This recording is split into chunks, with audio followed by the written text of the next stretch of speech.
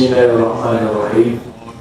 Assalamualaikum warahmatullahi wabarakatuh. Alhamdulillahi rabbil alamin, wa bihi nasta'in ala umuri dunya waddin. Wassalatu wassalamu ala asyrafil anbiya'i wal mursalin, sayyidina wa maulana Muhammadin wa ala alihi wa ashabihi wa man sara ala nahjihi wa tariqatihi ila yaumiddin. Qala Allah Ta'ala fil Qur'anil 'azim, ya ayyuhalladzina amanu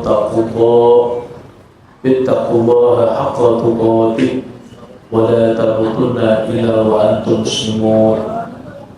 Wa qala Rasulullah sallallahu alaihi wasallam fi hadithihi, ittaqillaha haitsuma kunta wa atbi sayyi'atal hasanata tamhuha wa khaliqin nasa bi khuluqin hasan.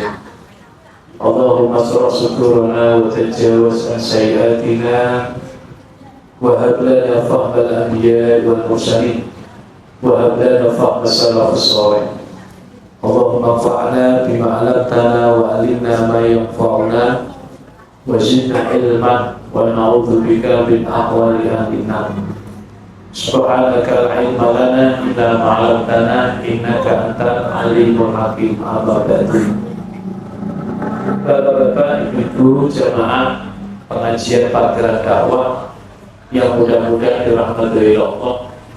Alhamdulillah, di malam ini mari kita tidak henti-hentinya dan tidak bosan-bosannya untuk senantiasa mengucapkan rasa syukur kita kepada Allah Subhanahu wa Ta'ala atas limpahan nikmat yang telah Allah berikan kepada kita, berupa nikmat sehat, berupa nikmat iman, sehingga kita masih diberikan oleh Allah kekuatan baik fisik maupun jiwa kita untuk hadir di majelis taklim ini. Mudah-mudahan kehadiran kita di majelis taklim ini mendapatkan ridho dari Allah Subhanahu wa Ta'ala. Amin ya rabbal alamin. Bapak Ibu yang dirahmati Allah, tema kita pada malam ini adalah jenis-jenis ujian yang Allah berikan kepada orang beriman. Di dalam surat Al-Ankabut, nah ini saya awali dari surat Al-Ankabut ayat yang kedua dan yang ketiga. Allah Subhanahu wa Ta'ala berfirman, a'udzubillahi minasyaitonirrajim, ahasiban nasu ayyutraku ayyaqulu amana wa hum la yuftanun. Walaqad fatanna alladziina min qablihim fala ya'lamanna Allahu alladziina shadaqu wa la ya'lamanna al-kadzibin. Sebagai muqaddimah ya, Allah sampaikan dalam surat Al-Ankabut ayat 2 yang artinya ahasibanas. Nah niki nggih, apakah manusia mengira? Nah niki, apakah manusia menyangka ayyutraku ayyaqulu amana wa hum la yuftanun. Dia dibiarkan oleh Allah begitu saja, sementara dirinya mengatakan beriman, dia tidak diuji oleh Allah. Nah niki nggih, apakah manusia mengira bahwa mereka mengatakan beriman kepada Allah lalu ditinggalkan begitu saja, dibiarkan begitu saja tanpa diuji oleh Allah. Walaqad fatanna alladziina min qablihim, sungguh kami telah menguji orang-orang sebelum mereka.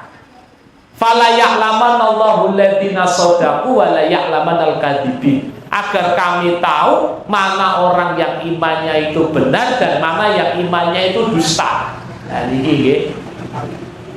Jadi Bapak Ibu yang dirahmati Allah, ayat ini memberikan kepada kita keterangan satu, bahwa ketika kita mengikrarkan iman kepada Allah, jangan menganggap kita akan kosong dari ujian. Mustahil orang yang mengaku beriman itu tidak diuji oleh Allah. Itu sesuatu yang mustahil. Artinya orang yang beriman pasti akrab dengan ujian. Ini rumus. Dan Allah sampaikan, sungguh yang kedua pelajarannya apa? Allah Subhanahu wa Ta'ala telah memberikan keterangan kepada kita. Orang-orang sebelum kita pun juga yang mengaku beriman diuji oleh Allah, Bapak Ibu. Umatnya Nabi Musa, umatnya Nabi Nuh, umatnya Nabi Isa, bahkan umatnya Nabi Muhammad. Para sahabat yang menemani Nabi Muhammad tidak lepas yang namanya ujian. Keterangan yang ketiga, dengan ujian itu supaya Allah mengetahui mana imannya yang betul-betul beriman dan mana imannya yang dusta. Karena setiap keimanan itu Bapak Ibu butuh yang namanya konsekuensi. Buktinya mana? Kamu mengatakan iman kepadaku. Lah ini.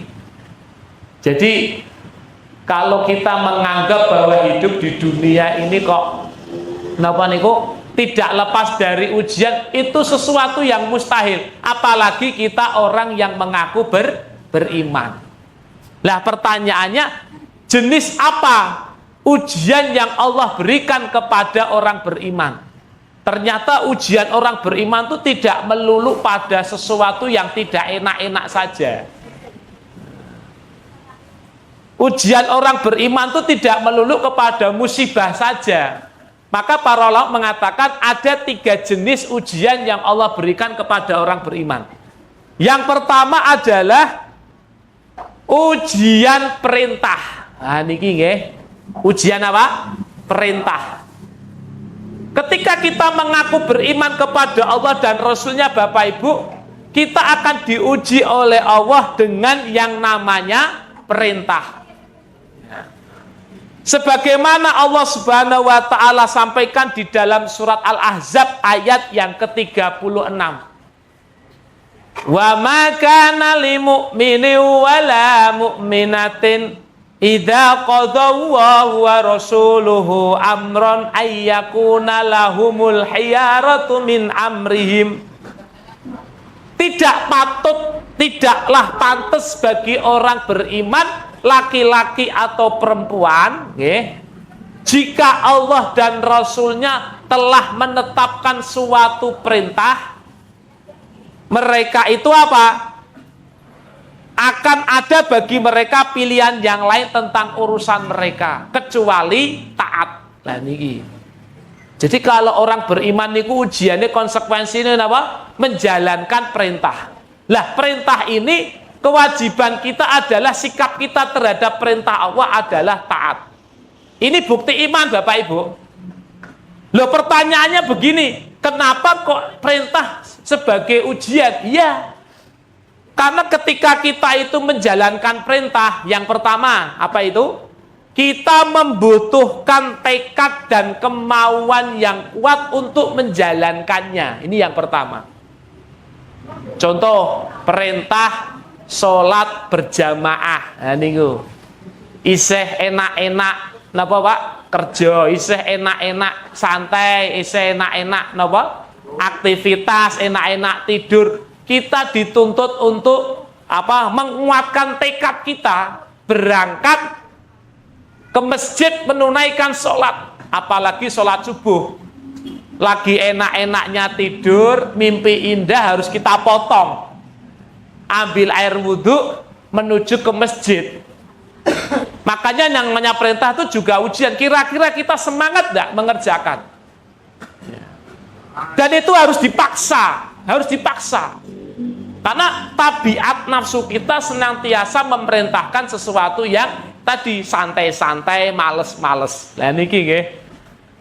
Yang kedua, kenapa perintah itu kok harus membutuhkan kesabaran atau ujian ini? Karena menjalankan perintah butuh pengorbanan, Bapak Ibu.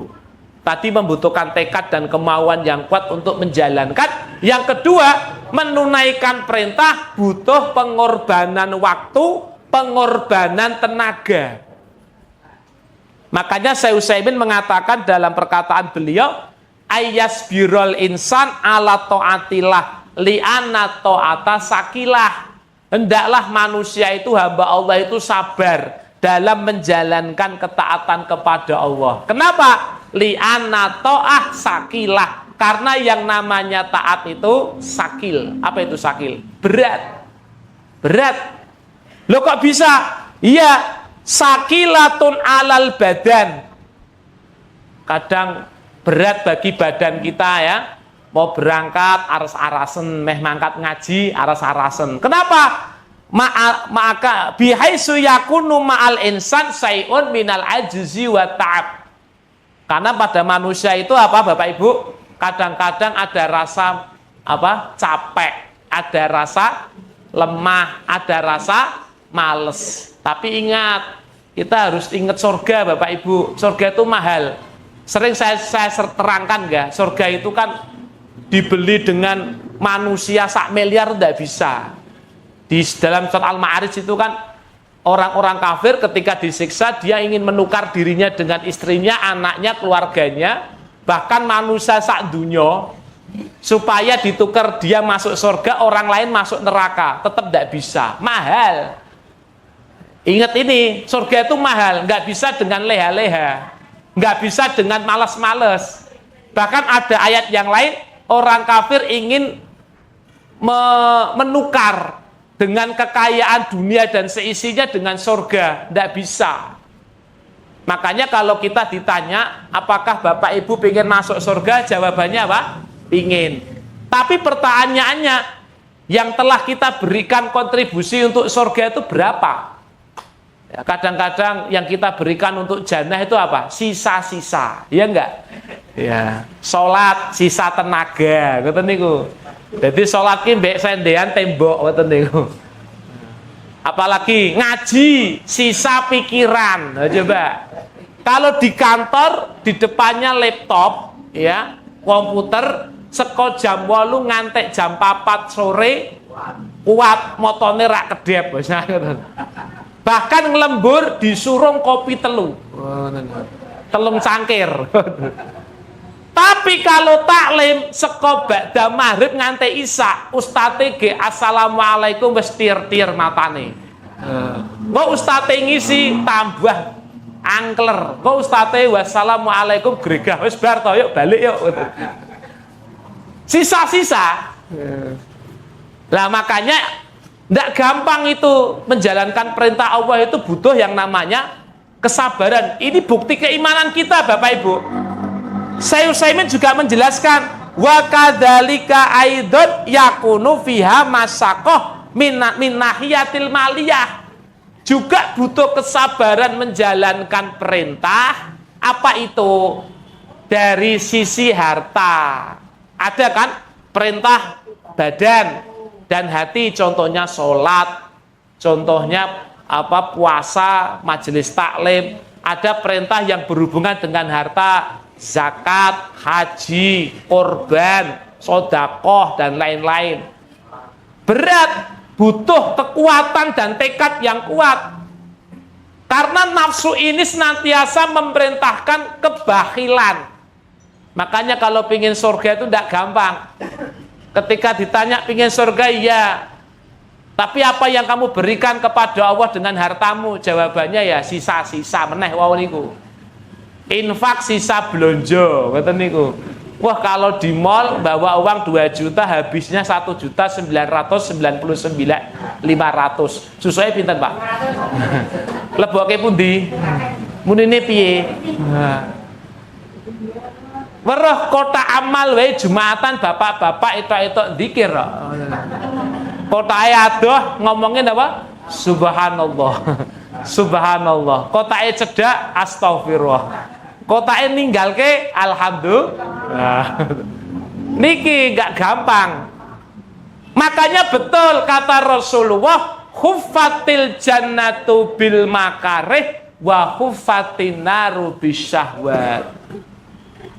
Yang namanya surga itu diliputi dan dikelilingi dengan perbuatan yang tidak mengenakan hawa nafsu. Ya, wayahe ngaji, ya, padahal kita capek ngantuk, tidak apa-apa, lawan. Wayai bangun malam, jam 2 pagi, jam 3 pagi untuk tahajud, lawan. Karena yang namanya nafsu pinginnya apa? Tidur.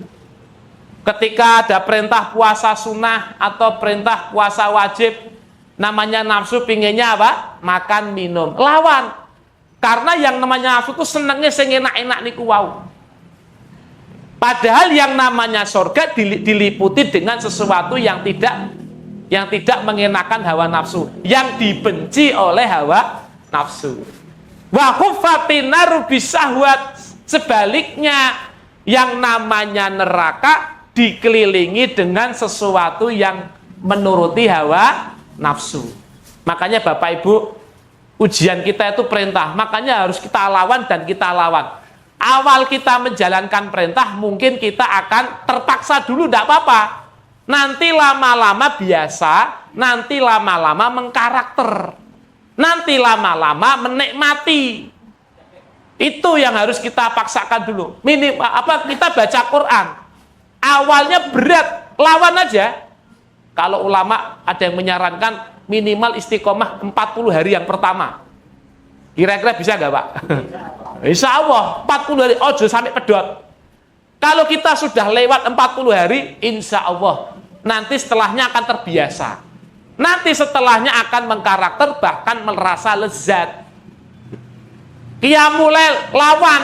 Ketika kita ada rasa ngantuk, ya, kadang-kadang wis di setel HP ning jam 3 alarmnya muni, tapi mau dipateni toh.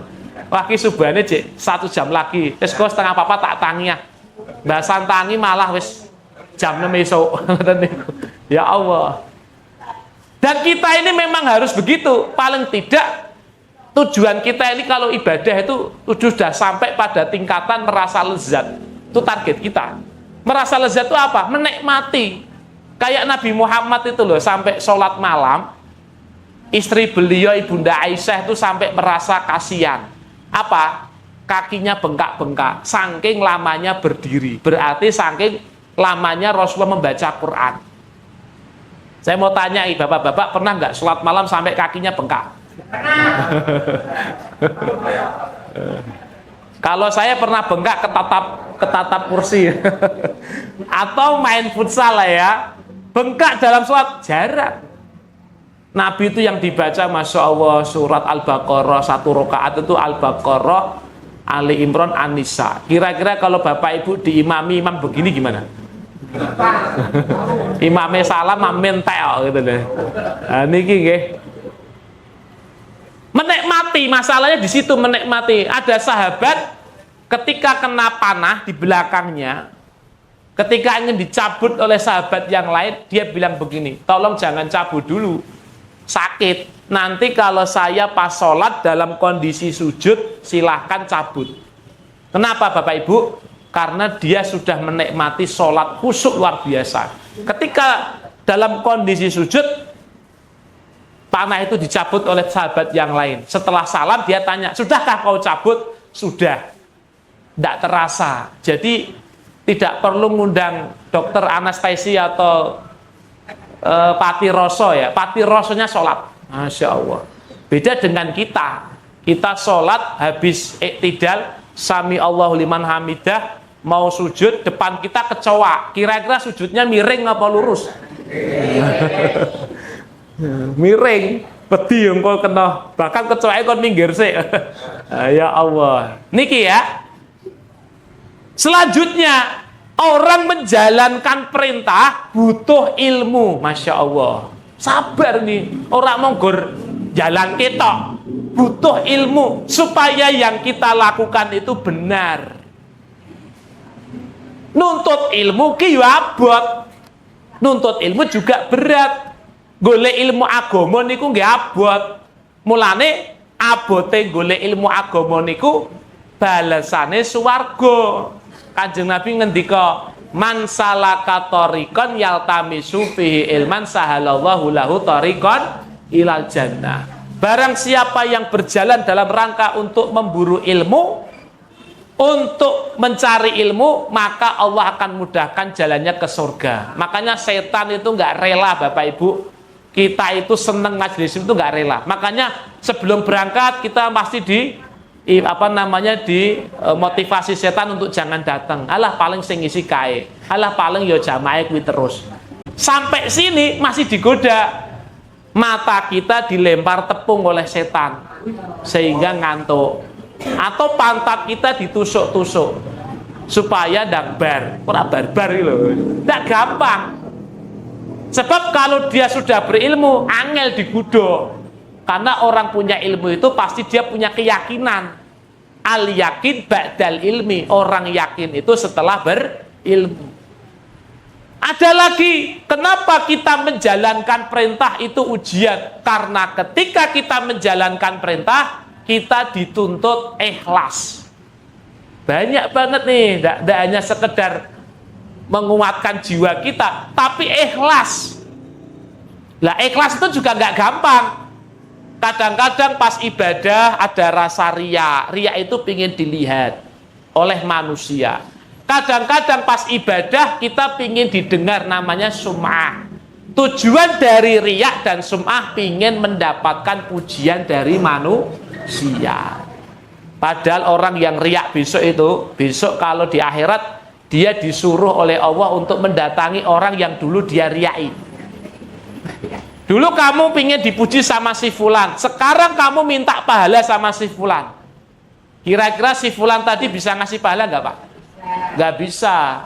Rasulullah mengatakan, idhabu ilal ladzina kuntum turaun. Kamu pergi kepada orang yang dulu kamu minta riyai itu, minta pujian darinya.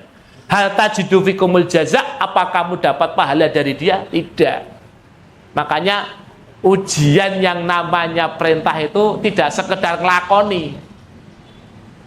Butuh yang namanya kemauan yang kuat, pengorbanan waktu, tenaga, kemudian ilmu, keikhlasan. Dan juga yang terakhir membutuhkan kesabaran. Inilah jenis ujian bagi orang yang beriman yang pertama. Kemudian Bapak Ibu yang dirahmati oleh Allah, ujian yang kedua, jenis ujian yang kedua yang Allah berikan kepada orang beriman apa Bapak Ibu? Ujian larangan. Ujian apa? Larangan. Tadi ujian perintah, sekarang ujian larangan. Di dalam Al-Qur'an, di dalam Al-Qur'an dan hadis pasti Allah melarang, ada yang dilarang. Dalam hadis Rasulullah juga pernah melarang. Lah, ujian larangan ini kita harus berusaha untuk menjauhi faktor-faktor yang mendorong kemaksiatan. Benci dengan kemaksiatan itu. Kemudian kalau kita berbuat maksiat, kita ada rasa sedih. Lah ini. Kemudian kalau berbuat dan segera taubat. Tapi kita jangan merasa aman dulu. Kita itu kadang-kadang merasa terbebas dari maksiat. Belum tentu. Dikira kalau sudah menjauhi minuman keras, seakan-akan segala larangan sudah kita jauhi semua. Belum tentu. Seakan-akan saya kalau sudah tidak mencuri aman. Seakan-akan saya kalau sudah tidak berzina aman. Seakan-akan kalau saya tidak berjudi aman. Ya itu memang maksiat. Tapi kemaksiatan itu, larangan Allah jangan dibatasi dengan itu. Yang familiar di tengah-tengah masyarakat kita Bapak Ibu. Setidaknya larangan itu ada 4 klasifikasi. 1, larangan dalam akidah. Itu yang paling ngeri malah. Bisa jadi orang tadi tidak berjudi, tidak berzina, tidak mencuri, tidak melakukan riba dan lain-lain. Tapi dalam satu sisi dia melakukan perbuatan syirik. Bahaya kan? Itu larangan dalam akidah, yaitu menyamakan antara selain Allah sama dengan Allah dalam kekhususan Allah. Ada lagi larangan dalam akidah, berbuat kufur, tidak percaya Al-Quran, tidak percaya ayat-ayat Allah, tidak percaya hadis-hadis Nabi. Apalagi larangan dalam akidah, nifak. Napa niku nifak? Perbuatan munafik. Dohirnya nampak Islam tapi hatinya benci. Nah niku. Jadi jangan dibatasi larangan itu hanya pada kemaksiatan yang familiar di tengah-tengah kita. Kemudian yang kedua, klasifikasi yang kedua, larangan dalam ibadah. Larangan dalam ibadah adalah contohnya kita bertawakal kepada selain Allah, meminta kepada selain Allah. Kemudian kita berkorban kepada selain Allah. Padahal kita sudah berjanji kan, inna sholati wa nusuki wa mahyaya wa mamati lillahi rabbil alamin. Nah, itu. Kemudian yang ketiga, ada larangan dalam dimensi akhlak. Banyak di Al-Quran, terutama dalam surat Al-Hujurat itu ya. Janganlah di antara kalian saling mencela. Jangan di antara kalian saling memfitnah. Jangan di antara kalian saling ngerasani ya, ghibah. Jangan di antara kalian memberikan lakop-lakop jahiliyah, memanggil dengan nama-nama yang jahiliyah, nama-nama yang enggak bagus. Lah ya anake diakikoi, disembelihke kambing, jenenge Ahmad, undang-undangane Bagong. Ngoten niku. Kathah mboten niki. Jenenge Rahmat, undang-undangane Gepeng. Jenenge sapa meneh? Jenenge Umar, undang-undangane apa? Kentos. Sampai kula niku pernah mendapati tetangga saya nama aslinya baru tahu ketika mati. Betul itu. Tiap hari panggilannya Gopang Gepeng gitu. Bahasan mati jenenge Rahmat. Ya Allah, ternyata bagus namanya. Makanya Bapak Ibu kalau anaknya jenengan diundang tanggane kok bukan namanya, ya anaknya diajari aja mlingok. Aja mlingok, kowe tak akikoe tak bancai jenengmu apik malah diundang kaya ngoten niku. Ampun nggih. Niki akhlak. Ya, termasuk yang lain sebagainya. Banyak larangan-larangan dalam masalah perbuatan-perbuatan yang tidak baik. Kemudian yang keempat, ada larangan dalam masalah muamalah. Lah niki tidak boleh kita bermuamalah dengan sesama manusia itu napa? Mengandung kecurangan, mengandung kedzaliman, mengandung penipuan, mengandung riba. Nah, nanti bisa belajar dalam sesi fikih muamalah. Niku dijaga betul itu sama Allah. Tidak boleh sesama manusia, sama muslim untuk saling mendolimi. Ya, kan kata Nabi, sesungguhnya darah kalian, harta kalian, kehormatan kalian haram. Maksudnya apa? Darah kalian sama muslim haram untuk ditumpahkan. Kehormatan kalian sesama muslim haram untuk saling menjatuhkan. Harta kalian haram untuk saling didolimi. Nah, itu pesan Rasulullah ketika haji wada itu ya. Haji wada itu. Lah Bapak Ibu yang dirahmati oleh Allah, orang kalau mampu menghindari kemaksiatan, Allah akan membalasnya. Dalam surat Ali Imran, dalam surat An-Nisa ayat 31 Allah sampaikan, in tajtanibu kaba'ira ma tunhauna anhu nukaffir ankum sayyi'atikum wa nudkhilukum mudkhalan karima. Jika kalian menjauhi dosa-dosa besar yang aku larang, kami akan menghapus kesalahan-kesalahan kalian dan kami akan memasukkan kalian ke dalam surga, tempat yang mulia. Jadi kalau kita menghindari maksiat, larangan Allah Bapak Ibu, insya Allah kita akan diberikan dua jaminan oleh Allah. Apa itu? Dosa-dosa kita diampuni dan kita dimasukkan ke dalam jannah. Penting untuk mengetahui larangan-larangan Allah itu penting sekali.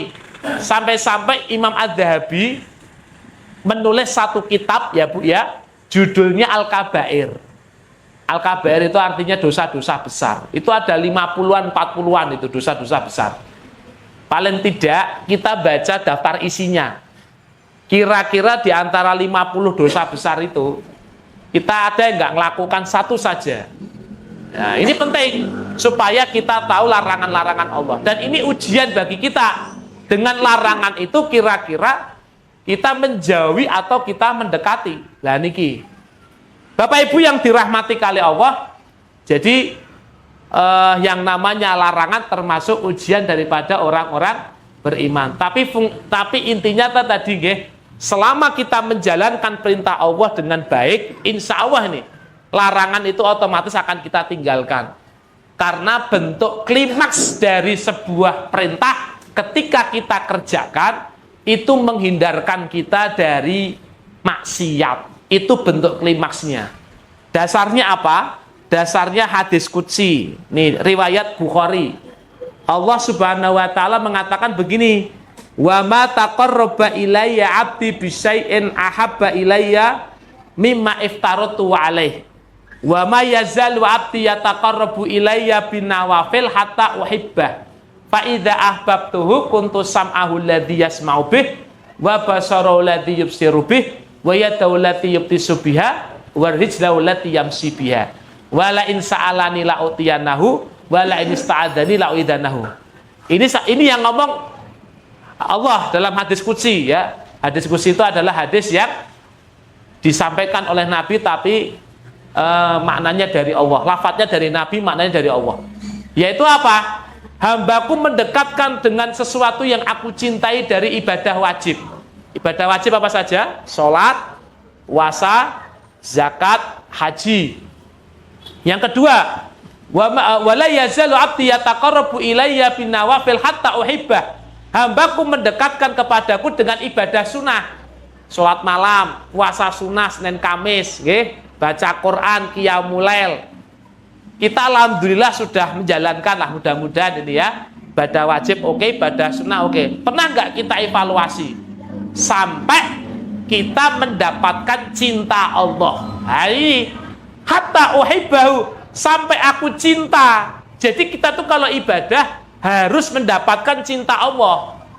Apa buktinya? Ada 4. Fa idza ahbabtuhu, kalau aku sudah mencintai hambaku yang melakukan ibadah wajib yaitu perintah dan ibadah sunnah tadi, adalah pendengarannya pendengaranku, penglihatannya penglihatanku, gerakan tangan dan kakinya gerakanku. Maknanya apa ibu-ibu, bapak-bapak?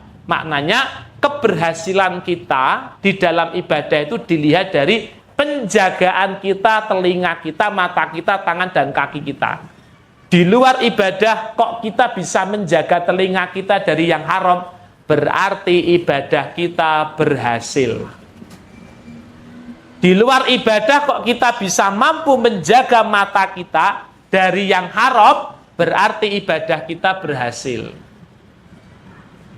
Kalau di luar ibadah kok kita mampu menjaga tangan dan kaki kita dari murka Allah, selalu kita arahkan kepada ridho Allah, berhasil. Orang kalau sudah mampu melakukan ibadah wajib, ibadah sunnah, menjaga badannya dari yang haram, dari maksiat, Allah berikan 2 jaminan. Apa itu? 1, walain sa'alani la'u'tiyanahu.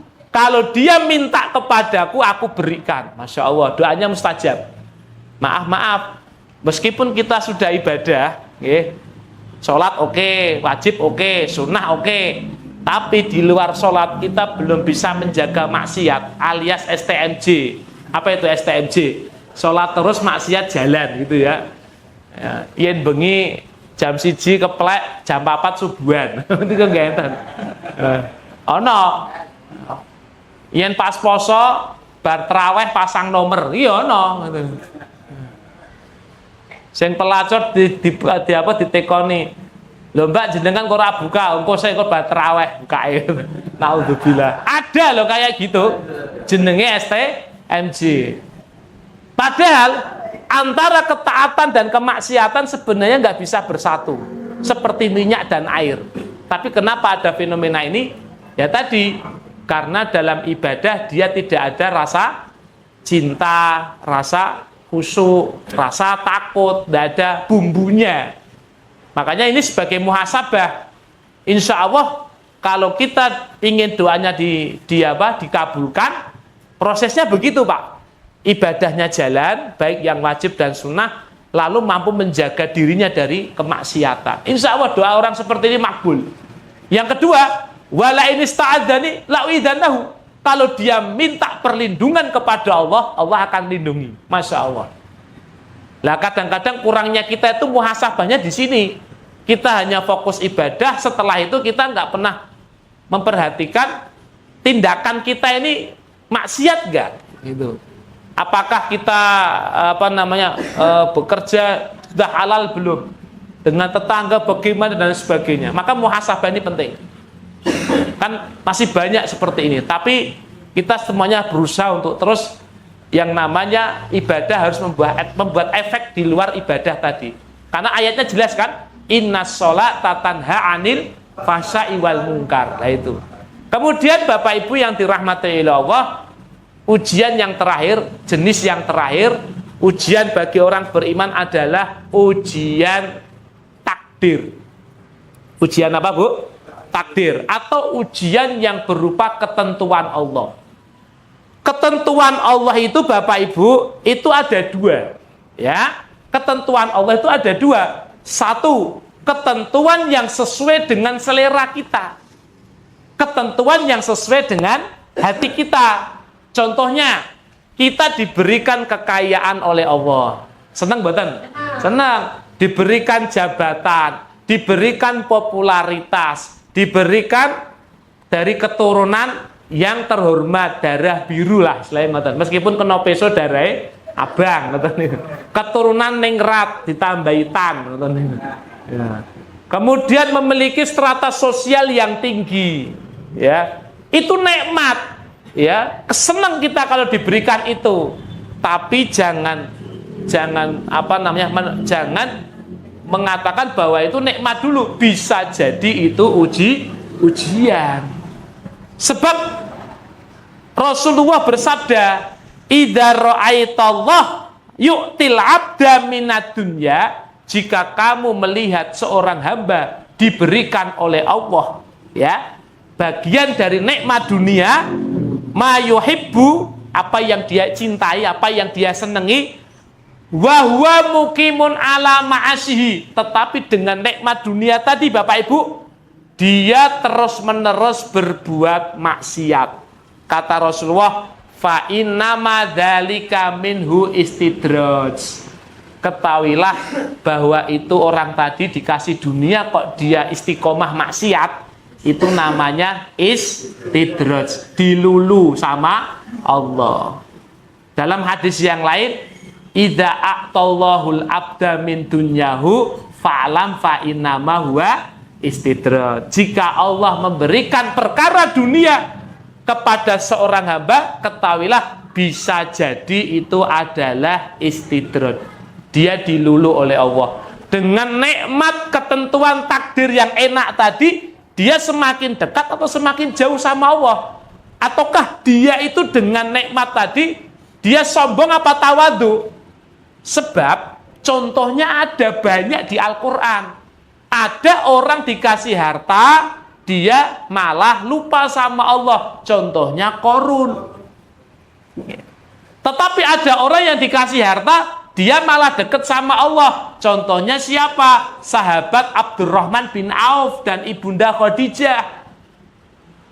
Ada lagi penguasa, raja yang dikasih oleh Allah kekuasaan, dia malah membangkang, malah sombong. Banyak di antaranya Fir'aun, Namrud. Tapi ada raja yang dikasih kekuasaan, dia tunduk sama Allah. Namanya Raja Najasyi. Ada seorang ulama yang benar. Ada seorang ulama yang sudah diangkat derajatnya oleh Allah, tapi malah jauh dari Allah. Contohnya ulama siapa? Bal'am bin Ba'urah. Dia malah di pengikutnya Nabi Musa disuruh mendakwai Bani Kan'an, malah terpengaruh, bisa dibeli sama kaum Kan'an. Tapi ada ulama yang derajatnya ditinggikan oleh Allah tetap istiqomah. Siapa dia? Imam Ahmad bin Hambal. Yaitu beliau yang komitmen dengan mengatakan Al-Quran adalah kalamullah, meskipun beliau dicambuk. Sehingga beliau mendapatkan gelar Imam Ahlus Sunnah wal Jamaah. Masya Allah. Nggih. Jadi contoh-contoh itu banyak sekali. Nggih. Ada lagi orang yang memiliki strata sosial, contohnya Abu Jahal, Abu Lahab. Dia tidak malah dekat sama Allah, malah memusuhi. Tapi kita lihat Sayyidina Abu Bakar diberikan ketokohan, malah dia tambah tawadhu, berdekat kepada Allah Subhanahu wa taala. Niki. Jadi Bapak Ibu, ujian berupa dunia itu juga ujian. Kira-kira kita ini tunduk kepada Allah atau tidak? Ya, lah ini penting. Jadi ujian orang beriman itu adalah ketentuan. Ketentuan yang pertama adalah yaitu ketentuan yang sifatnya sesuai dengan keinginan kita atau nafsu kita. Lah, caranya gimana yang benar kalau kita diberikan oleh Allah Bapak Ibu ketentuan yang sesuai dengan selera kita? Solusi dari syariat yang diantaranya adalah syukur. Kita gunakan apa yang Allah berikan tadi untuk mencari ridho Allah. Jangan sampai naudzubillah kita malah istidraj, lupa sama Allah. Kemudian yang kedua, ketentuan Allah, ketentuan yang tidak sesuai dengan selera kita. Lah mungkin ini kebanyakan dari kita mengalami ya. Ketentuan yang tidak sesuai dengan selera kita. Contohnya apa? Contohnya kekurangan ekonomi, sakit gak kunjung sembuh, kemudian krisis, kemudian apalagi kekurangan makanan dan lain sebagainya. Jauh-jauh Allah sudah sampaikan Bapak Ibu tentang ujian yang Allah berikan kepada kita dalam surat Al-Baqarah ayat 155. Walanabluwannakum bisyai'im minal khaufi wal ju' wa naqsim minal amwali wal anfusi wat tamarat wa basyyiris sabirin. Kami akan uji. Ini Allah sudah jauh-jauh ngasih tahu sama kita. Kami itu akan uji kalian dengan ketakutan. Tahun 2020 kita ada rasa takut ya. Takut apa? Kena COVID. Nah, baru-baru kemarin ada info gempa. Gempa berapa skala Richter, Bu? 9, ya. Megatron ini, Megatrust itu ya. Katanya mau ada gempa. Mudah-mudahan nggak jadi. Ada yang panik, ada yang piye-piye, rasa takut. Kemudian kelaparan. Alhamdulillah kalau kelaparan ini, alhamdulillah kita masih dijaga oleh Allah. Tapi kalau kita lihat belahan bumi negara sana, terutama saudara kita di Palestina, luar biasa kelaparannya. Mari kita doakan mudah-mudahan saudara kita diberikan pertolongan oleh Allah di Palestina yang sampai saat ini masih terus berjuang. Mudah-mudahan Allah turunkan keajaiban. Ada lagi kata Allah dalam ayat ini, kami akan uji kalian dengan wanaksi minal amwal. Nah ini kekurangan harta, krisis. Apalagi hari ini rata-rata usaha pada sepi dan lain sebagainya. Bisa kita rasakan. Kemudian wal anfus, kekurangan jiwa. Itu adalah maksudnya sakit gak kunjung sembuh. Ya, atau ada yang mengatakan ditinggal oleh orang yang kita cintai. Misalkan ditinggal orang tua meninggal, ditinggal saudara meninggal. Kemudian watamarot, kekurangan buah-buahan. Maksudnya adalah biasanya panen, ini tidak panen. Biasanya turah-turah, sekarang kekurangan. Tapi Allah sampaikan wabasyiris sabirin, berikan kabar gembira ketika diuji tadi kepada orang-orang yang sabar. Siapa orang-orang yang sabar? Ketika dia diuji, dia mengatakan apa? Inna lillahi wa inna ilaihi rajiun. Dia sadar diri bahwa semua adalah milik Allah dan akan kembali kepada Allah. Ternyata kalau saya buka dalam perkataan para ulama yang namanya sabar itu ternyata ketika kita diberikan musibah dan ujian yang tidak sesuai dengan selera kita, takdir lah ya, itu sabar itu tingkatan nomor 3. Ternyata ada tingkatan yang paling tinggi ketika diuji sesuatu yang tidak enak bagi kita. Yang pertama apa? Bersyukur. Ini aneh, diuji yang tidak enak malah bersyukur. Contohnya siapa? Contohnya Nabi Ayub. Nabi Ayub itu ketika diuji dengan rasa sakit yang luar biasa yang nggak kunjung sembuh selama 7 tahun. Pada waktu itu umur beliau 70 tahun. Sampai istrinya nanya, kapan kamu sembuh? Ya nanti, nunggu imbang. Karena Allah kasih saya 70 tahun. 70 bagi 2, 35. 35 dikurangi 7 berapa? 28-an lah ya. Jadi saya mau sembuh untuk sama dengan nikmat sehat berarti kurang 28 tahun lagi. Istrinya hanya ninggalkan. Ketika itu Nabi Ayub sendirian, Pak. Sampai-sampai beliau itu nggak ada yang nolong, tapi beliau masih luar biasa. Setan tuh datang menggoda. Sekarang kamu nggak punya siapa-siapa lagi. Mana Tuhanmu? Nggak nyembuhkan. Subhanallah, Nabi Ayub bilang begini, Alhamdulillahilladzi huwa a'toha wa huwa akhadha. Beliau masih ngomong, segala puji bagi Allah, dia Allah yang memberikan saya sehat dan dia yang mencabut kesehatan dari saya sehingga saya sakit. Masih memuji Allah. Kenapa orang ini bersyukur? Satu, dia menganggap bahwa di antara ujian yang Allah berikan kepada saya masih ada orang yang lebih berat lagi ujiannya. Betul nggak Bapak Ibu? Nah, misalkan kita diuji oleh Allah, rumahnya apa? Sederhana sekali, RSSS gitu ya. Tapi kan milik sendiri. Nah, masih ada orang yang nggak punya rumah. Dia ngontrak saja. Kadang-kadang akhir bulan kelihatan kepalanya dikasih koyo cabe, sirai ngeluh, ya, bayar kontrakan. Alhamdulillah masih bisa ngontrak. Ada orang yang nggak punya uang ngontrak, tidurnya di emperan toko. Ada tuh YouTuber nemukan ada orang sebatang kara, bukan gila, sebatang kara orang Jawa Timur tidurnya di Jakarta di kolong jembatan. Jembatannya itu ya bukan jembatan bersih, jembatan yang kotor, banyak ularnya, sampai seperti itu. Maka kalau kita melihat urusan dunia, lihat ke bawah kita, insya Allah kita akan lebih banyak bersyukur. Tapi kalau urusan akhirat, lihatlah orang di atas kita. Insya Allah kita akan fastabikul khairat. Jangan malah lihat akhirat ke bawah, lihat dunia ke atas. Dalam tinjauan ilmu agama loh ya. Lihat dunia ke atas, lihat dunia ke akhirat ke bawah. Mengatakan begini, saya alhamdulillah sehari sholat 2 kali tok. Lah temanku itu malah nggak sholat berbelas. Lah dua-duanya salah kabeh. Kenapa? Karena itu sholat wajib. Ada yang ngomong begini, alhamdulillah Ramadan saya 2 hari tok. Lah koncoku malah ora puasa babar belas. Lah iki salah kabeh. Karena yang benar puasa itu 1 bulan. Kemudian yang kedua ridho yang kedua. Yang ketiga adalah sabar dan yang keempat adalah murka. Nah, jangan sampai kita yang nomor 4 ini. Ya, paling tidak sabar, menahan, tetap berada pada realnya Allah. Karena sudah Isya, saya cukupkan dulu. Mudah-mudahan kita bisa memahami bahwa sekali lagi Bapak Ibu, orang beriman selama di dunia pasti akan diuji terus sampai kita wafat. Di antara ujian itu kita berusaha menjalankan perintah, menjauhi larangan, dan kita sabar terhadap ketentuan Allah. Demikian yang bisa saya sampaikan. Mari kita akhiri majelis taklim kita dengan doa kafarah majelis.